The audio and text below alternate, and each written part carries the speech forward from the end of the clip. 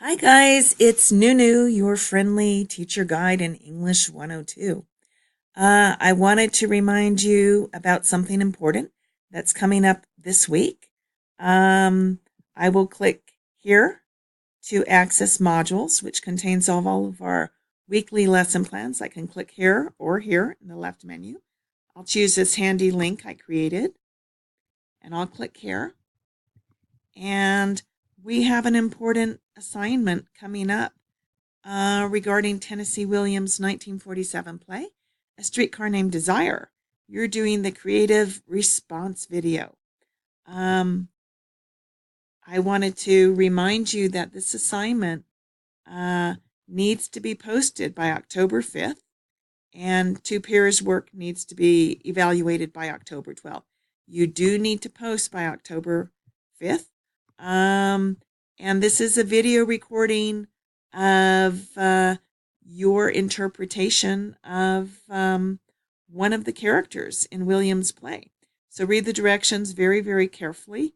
And you have examples of student postings. These students were channeling Blanche, and you can do whatever you like in this recording. You do not have to quote from the play. And if you do not want to tape yourself on camera, you can focus the camera somewhere else if you do not want to be seen on camera.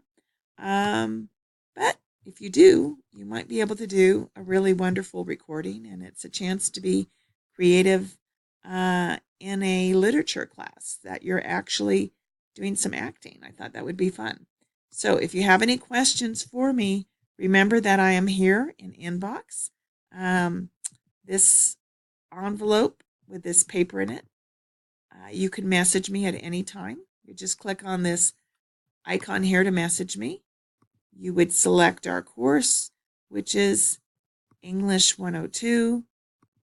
Click on teachers. You would find my name. You would type whatever it is that you want to talk about. Creative response video.